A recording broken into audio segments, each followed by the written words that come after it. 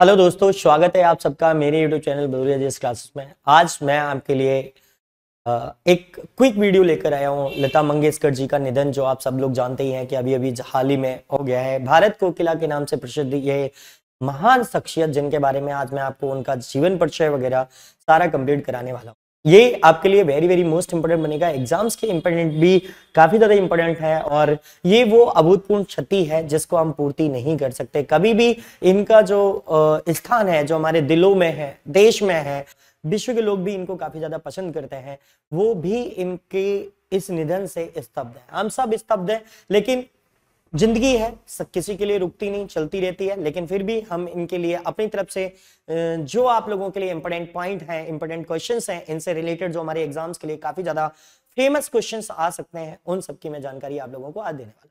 ठीक है दोस्तों, तो देखिए मैं आज आपको लता जी से परिचित कराता हूं। और जैसे मैंने यहाँ पर एक क्लियर बनाया है कि जीवन परिचय एक एवं महान उपलब्धियां हैं, इसके तौर पर मैं आपको बात कर रहा था कि मैं लता मंगेशकर एक महान गायिका, अभिनेत्री, निर्माता और अगर हम बात करें तो संगीतकार, इनके बारे में मैं बात करने वाला हूं। जिनमें मैं प्रमुख बात करूंगा कि इनका जन्म कब हुआ, मृत्यु कब हुई, राष्ट्रीयता क्या थी, उपनाम क्या था, बचपन का नाम क्या था। तो मैं ये सब चीजें आपको नोट कराऊंगा। सीधे सीधे आप लोग पेन कॉपी स्टार्ट करें और लिखना चालू करें। देखिए, अगर मैं बात करूं कि लता मंगेशकर जी का जन्म कब हुआ था, तो आपको याद रखना है कि इनका जो जन्म हुआ था वो आपका 28 सितंबर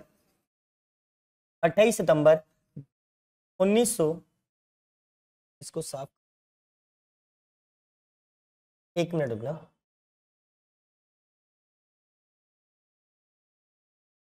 चलिए, तो 1929 को हुआ था। भी एक सेकेंड वेट करेंगे थोड़ा सा। इसको मैं पहली बार चला रहा हूं तो मुझे थोड़ा सा प्रॉब्लम हो सकती है, आप लोग मैनेज कर लेना बस। तो 28 सितंबर 1929 को इनका जन्म हुआ था। तो दोस्तों, इनका जन्म तो सबको मालूम हो जाता है कि 28 सितंबर 1929 को इनका जन्म हुआ था। जन्म हुआ कहाँ था? जन्म हुआ था इंदौर में। कहां पर हुआ था? इंदौर में। इंदौर में इनका जन्म हुआ।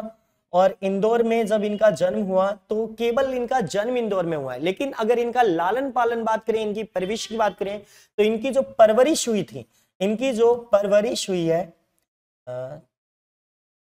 यार थोड़ा सा है, पहन लेते हैं। इनकी जो परवरिश थी, इनकी जो परवरिश है वो कहाँ हुई थी? महाराष्ट्र में। कहाँ हुई थी? महाराष्ट्र। अपन को याद रखना है कि इनकी परवरिश के लिए, इनका जो लालन पालन था, इनका जो परिवार था, वो आजीविका के लिए इनके पिताजी कहाँ चले गए? महाराष्ट्र में। क्योंकि इनके पिताजी जो थे वो मराठी रंगमंच के एक मजे हुए कलाकार माने जाते थे। वो वहां पर वो कलाकारी करते थे। और ये जो लता मंगेशकर जी हैं, इनका जन्म जो हुआ था वो इंदौर में हुआ था, और बाद में इनकी परवरिश कहाँ हुई? आपके महाराष्ट्र में हुई। इतनी चीजें आपको याद रखनी है। और जन्म कब हुआ था? 28 सितंबर 1929 को। कहाँ हुआ था? इंदौर में, याद रखना। इनकी जब अगर मृत्यु की बात करें तो आप जानते हैं कि आज के दिन ही इनकी मृत्यु हुई। आज की तारीख 6 फरवरी 2022 चल रहा है।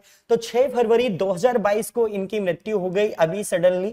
तो 6 फरवरी 2022 को इनकी क्या हो गई? मृत्यु हो गई। जब 6 फरवरी 2022 को इनकी मृत्यु हुई तो मृत्यु किस कारण से हो गई? तो मैं बात करूं कि इस समय ये इनकी जो उम्र है वो 92 वर्ष है, 92 वर्ष थी। 92 वर्ष की उम्र में इनकी मृत्यु हुई। कहां हुई? महाराष्ट्र में। मृत्यु कहां हुई है? महाराष्ट्र में हुई है। और आपसे पूछा जाए कि महाराष्ट्र के किस हॉस्पिटल में हुई है, तो महाराष्ट्र के ब्रीच कैंडी हॉस्पिटल में। कौन से हॉस्पिटल में? ब्रीच कैंडी हॉस्पिटल में इनकी क्या हो गई? मृत्यु हो गई। तो ब्रीच कैंडी हॉस्पिटल में इनकी क्या हो गई थी? मृत्यु हो गई। तो ब्रीच कैंडी हॉस्पिटल में इनकी क्या हो गई? मृत्यु हो गई।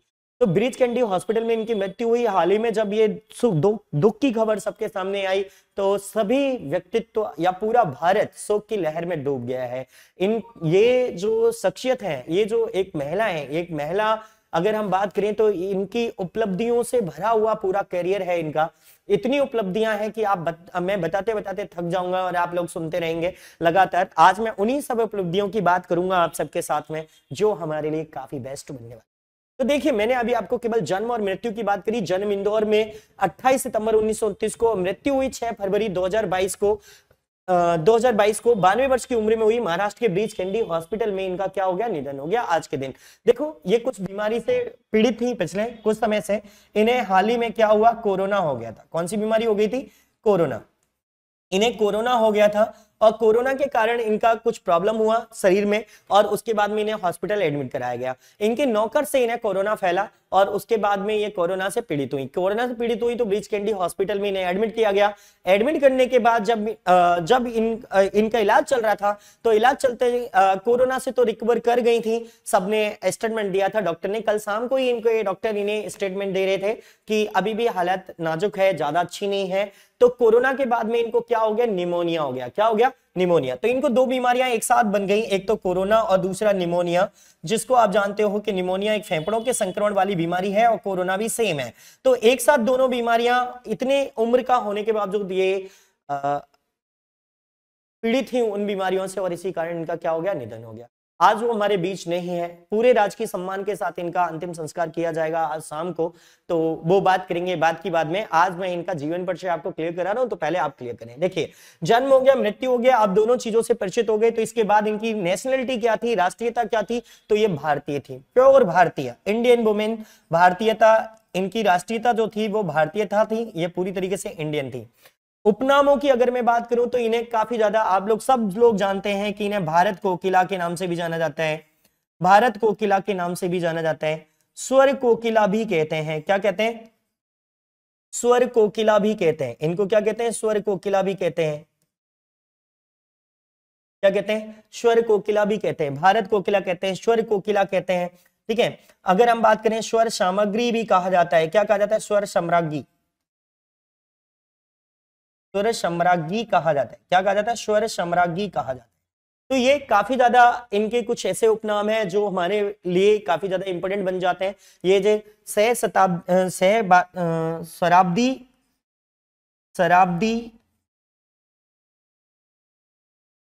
भारत के नाम से भी इनको जाना जाता है। शराब्दी भारत के नाम से भी इनको जाना जाता है। तो एक पॉइंट और लिख लेना, तो ये कवर करेंगे। भारत कोकिला, स्वर सामग्री, शराब्दी भारत के नाम से भी इनको जाना जाता है। तो ये ऐसे व्यक्तित्व हैं जो कई उपनामों से भी फेमस रहे हैं अपने काल में। इनका बचपन का नाम मैं बात करूं, जब इनका जन्म हुआ था तो इन्हें बचपन में हेमा नाम से पुकारा जाता था। किस नाम से पुकारा जाता था, हेमा। तो आप जानना कि लता मंगेशकर जी का बचपन का नाम क्या था, हेमा था। लता मंगेशकर जी का बचपन का नाम हेमा था, जो आपके लिए काफी ज्यादा इंपॉर्टेंट बनेगा। तो देखिए, आप लोगों ने इतनी सारी चीजें क्लियर करी। मैं पीछे वाली स्लाइड पे ही वापस जाऊंगा, मैं थोड़ा सा एक बार रिवीजन कराऊंगा और फिर मैं आगे बढ़ूंगा, तो आप लोगों को ये सारी चीजें क्लियर हो जाएंगी। तो देखिए, जन्म हुआ था 28 सितंबर 1929 को इंदौर में। इंदौर में कहा, इंदौर में आपको मैं बात करूंगा कि इंदौर में जो ब्रिटिश सेंट्रल इंडिया होता था उसके अधीन इनका जन्म हुआ था। उस समय आप जानते ही हो कि हमारा जो एमपी था, एमपी क्या पूरा भारत ही जो था वो ब्रिटिश जो अंग्रेज थे उनका हम गुलाम हुआ करते थे, या ब्रिटिश का शासन भारत में चल रहा था, उनके अंतर्गत हम आते थे। तो उस समय ब्रिटिश उपनिवेश के अंतर्गत इंदौर जो शहर था इसके अंतर्गत इनका जन्म हुआ था। इसके बाद ये पहुंच गए महाराष्ट्र। महाराष्ट्र में इनका हुआ परवरिश।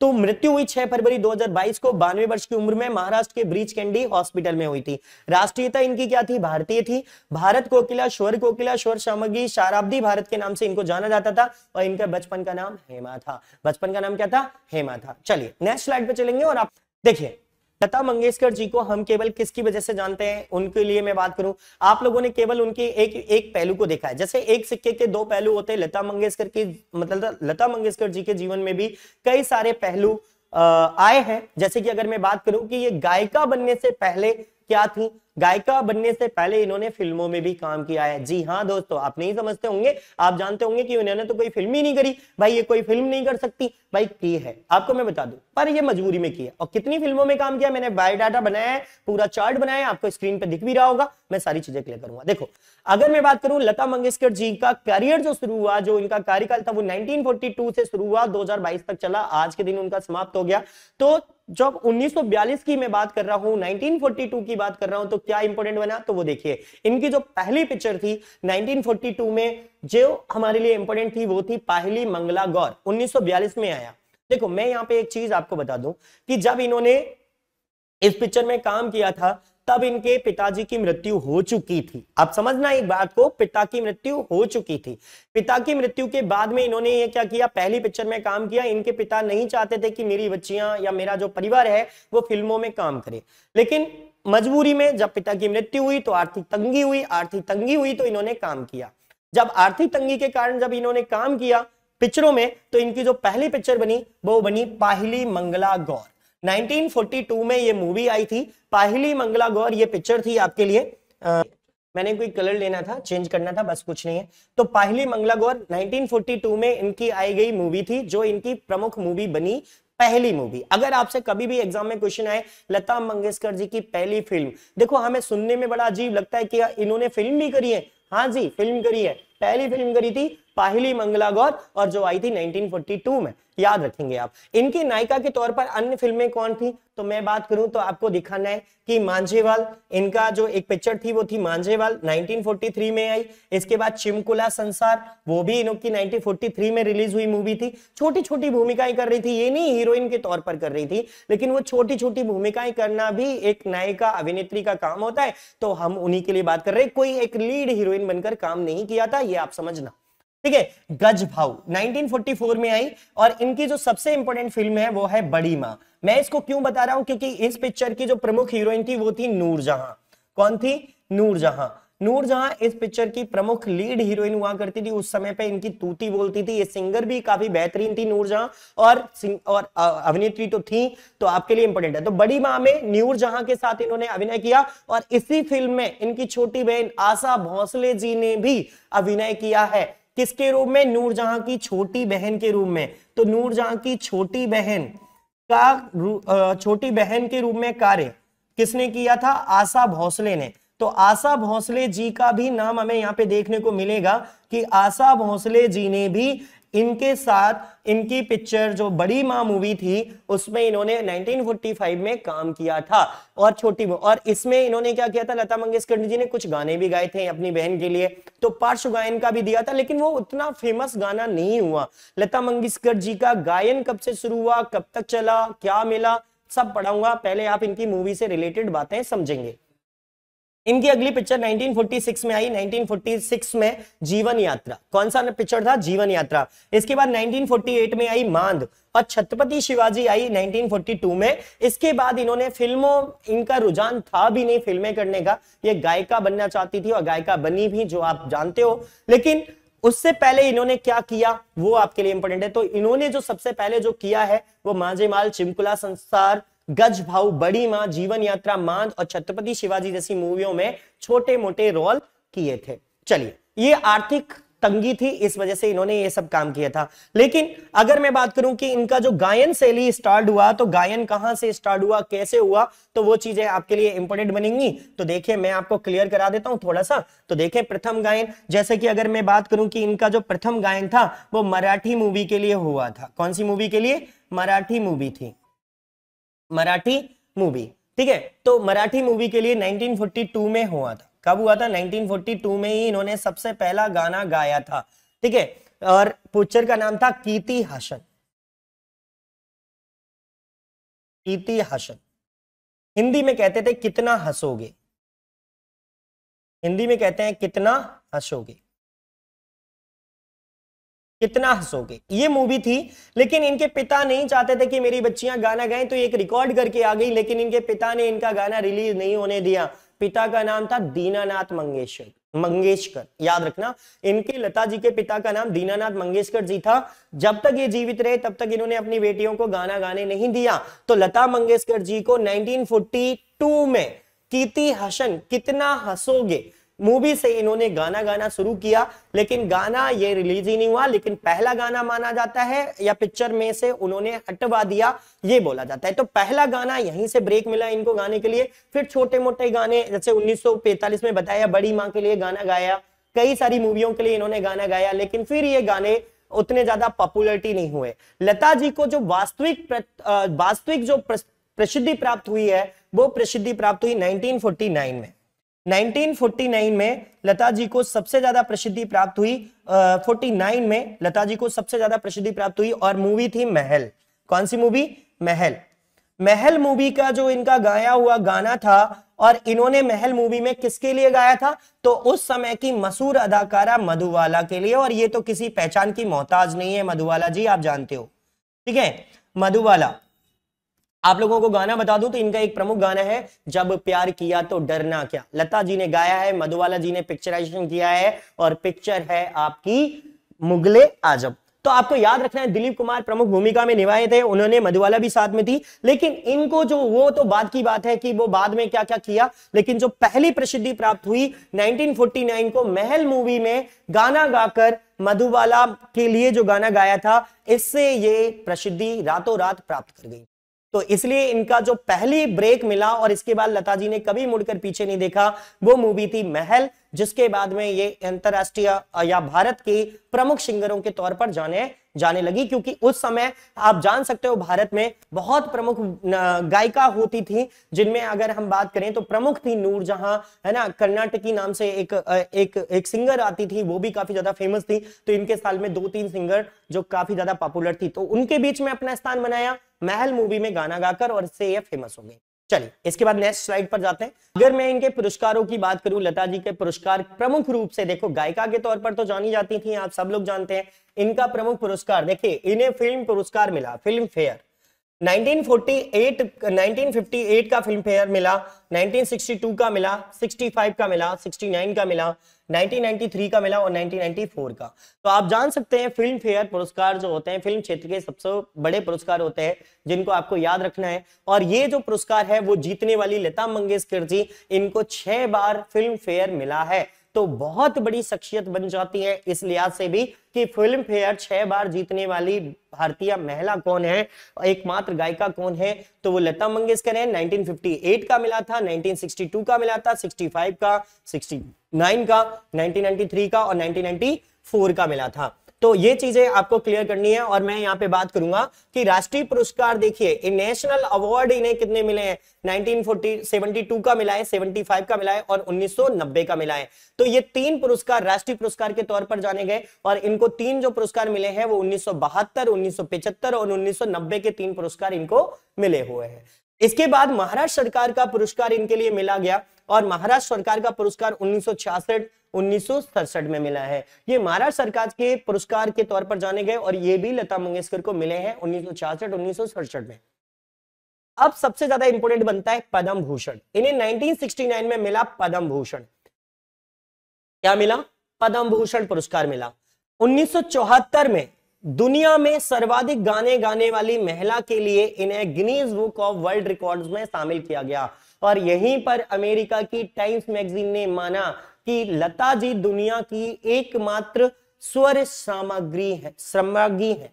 मेरा वर्ड नहीं आता, सम्राज्ञी मानना, तो सम्राज्ञी है। तो कंडीशन दुनिया की सबसे बड़ी सम्राज्ञी माना टाइम्स मैगजीन ने, जो अमेरिका एक प्रमुख देश है उसकी मैगजीन मानती है। तो पूरे विश्व में लता जी को स्वर साम्राज्ञी के नाम से जाना गया वहीं से। तो अगर आपसे कहें कि स्वर साम्राज्ञी का नाम कैसे पड़ा, तो टाइम मैगजीन के आधार पर लता जी को स्वर सामग्री के नाम से जाना गया, याद रखना। इसके बाद मैं बात करूंगा सर्वाधिक गाने गाने का रिकॉर्ड है, तो लगभग इन्होंने अब तक कितने गाने गा चुकी हैं, तो मैं आपको बता दूं कि इन्होंने अब तक 30,000 से अधिक गाने गाए हैं, और 30,000 से अधिक गाने गाए हैं और 20 से अधिक भाषाओं में। कभी कभी तो कुछ लोग कहते हैं कि 30 से अधिक भाषाओं में गाने गाए हैं, लेकिन इंडियन भाषाओं की बात करें और कुछ अंग्रेजी भाषाओं की बात करें तो लगभग 20 से अधिक भाषाओं में इन्होंने लगभग 30,000 से अधिक गाने गाए हैं, और ये एक लीजेंड है। आप समझ सकते हो, इतने गाने कोई भी नहीं गाया अभी तक, तो ये नंबर 1 है। तो आपको याद रखना है इसी लिहाज से। सबसे इंपॉर्टेंट बात, दूसरा जो इनका सबसे इंपॉर्टेंट पुरस्कार है वो है दादा साहब फाल्के पुरस्कार। 1989 का दादा साहब फाल्के पुरस्कार जीतने वाली महिला बनी कौन? आपकी लता मंगेशकर जी। तो 1989 में क्या मिला इन्हें? दादा साहब फाल्के पुरस्कार मिला है। तो वेरी वेरी मोस्ट इंपोर्टेंट ये भी है, तो स्टार बनाने वाला पॉइंट है दोस्तों, इसको स्टार बना के रखना। फिल्म फेयर अवार्ड मिला 1993 का, ये भी काफी ज्यादा इंपोर्टेंट है, इनकी 1993 का इन्हें फिल्म फेयर में अवार्ड मिला था। पहले मैं लिखा ही चुका हूं वैसे, पर दोबारा भी लिख सकते हो कि एक जगह पे लिखा है। 1993 का फिल्म फेयर अवार्ड मिला काफी ज्यादा, 1994 में मिला। तो काफी ज्यादा पिक्चरें उस समय पे आती थी 90 के दशक में। लता जी की आवाज हो, क्या कहने थे उसके, आप सब लोग जानते हो। जैसे हम बात करें, एक मूवी आई थी माधुरी दीक्षित सलमान खान की, और मूवी का नाम था हम आपके हैं कौन, और जानते ही हो माहिन माहिन मुडेर पे तेरी बोल रहा है कागा, ऐसे कुछ गाने, और सामने समधन है, ऐसे कुछ गाना था कि आज हमारे घर में अजब ये बंधन है, जो भी है आप समझ लेना। गाने काफी ज्यादा फेमस हुए और उस समय पर एक लीजेंड थी 90 के दशक में, काफी ज्यादा पॉपुलरिटी थी और हीरोइन भी, अगर किसी ने इनके लिए, लता जी ने गाना गा दिया है तो वो अपने आप को समझती थी कि अरे वो सातवें आसमान पे होती थी। और हमेशा 90 के दशक की जितनी भी हीरोइन थी सब चाहती थी कि उनके लिए लता जी गाना गाए। तो आप सोचो कि वो एक लीजेंड समझती थी, क्योंकि लता जी के गाने उस समय के बहुत ज्यादा बड़े हिट हुए हैं। जैसे कि आपने मूवी भी देखी होंगी कई सारी, करण अर्जुन में, कुछ एक मूवियों के नाम लेते तो करण अर्जुन है ना, हम आपके हैं कौन है, दिल वाली दुल्हनिया ले जाएंगे है ना, दिल तो पागल है ना, और ये कुछ ऐसी मूवी है, मोहब्बतें मूवी है, इवन आपने याद ही होगा, हमको हमी से चुरा लो, दिल में कहीं तुम छुपा लो, हम अकेले हो ना जाए, दूर तुमसे हो ना जाए।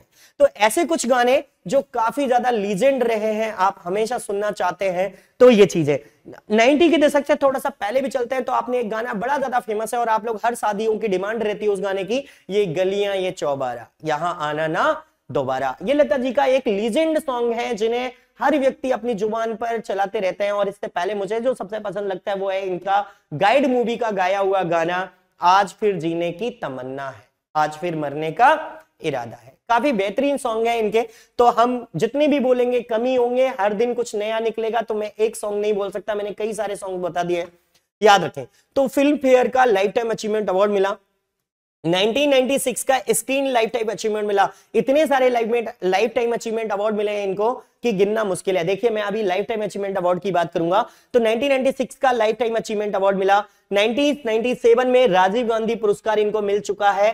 राजीव गांधी पुरस्कार जो आपके लिए काफी ज्यादा इंपॉर्टेंट है। इसके बाद 1999 का एनटीआर पुरस्कार मिला। ये वही एनटीआर है जो साउथ में आज जूनियर एनटीआर जानते हैं, और साउथ का बहुत बड़े हीरो माने जाते थे एनटीआर, और एनटीआर का संबंध जयललिता जी से रहा है। तो आप समझ सकते हैं कि कंडीशंस में एनटीआर पुरस्कार साउथ का भी इन्हें 1999 का मिला है, तो ये उत्तर भारत ही नहीं दक्षिण भारत तक में भी फेमस थी, तो आपको याद रखना है। इसके बाद में अगर हम बात करेंगे तो 1999 में इन्हें पद्म विभूषण पुरस्कार मिला। देखो पद्म भूषण 1969 में और पद्म विभूषण 1999 में मिला है दोस्तों, तो याद रखना तीनों भारत के 3 सर्वोच्च नागरिक पुरस्कार जीतने वाली एकमात्र महिला भारत की कौन है? लता मंगेशकर। पहले पद्म भूषण 1969 में, पद्म विभूषण 1999 में, और 2001 में मिलेगा इन्हें भारत रत्न, जो मैंने यहां लिख रखा है आपके लिए, ये लिखा है यहां पर, मैं आपको बता दूंगा अभी थोड़ी देर में,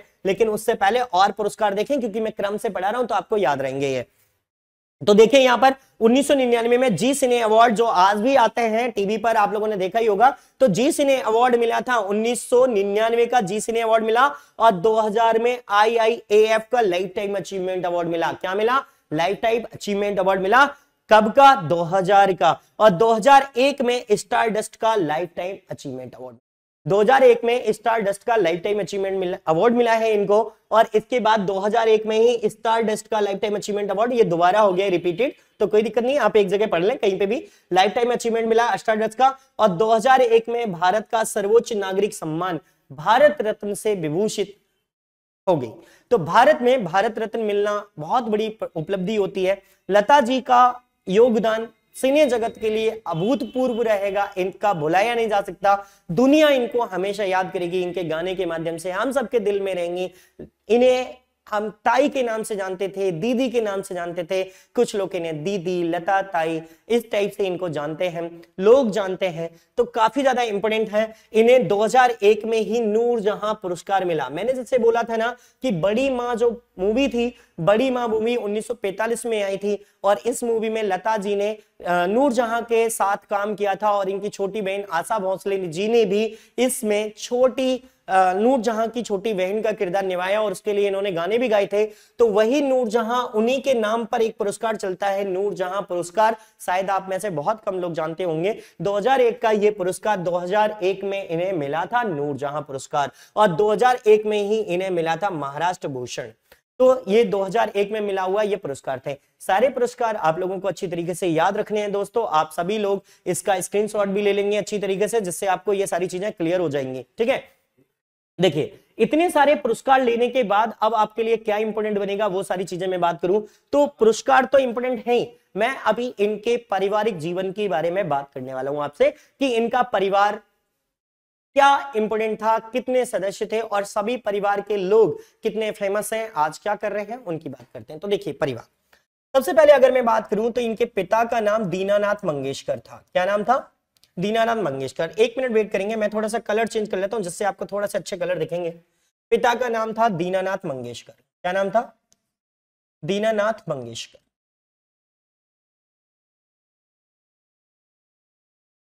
दीनानाथ मंगेशकर, ठीक है। दीनानाथ मंगेशकर जब इनके पिता का नाम था तो इनकी माता का नाम जो था, इनकी माता का नाम था श्वेती मंगेशकर। श्वेती मंगेशकर।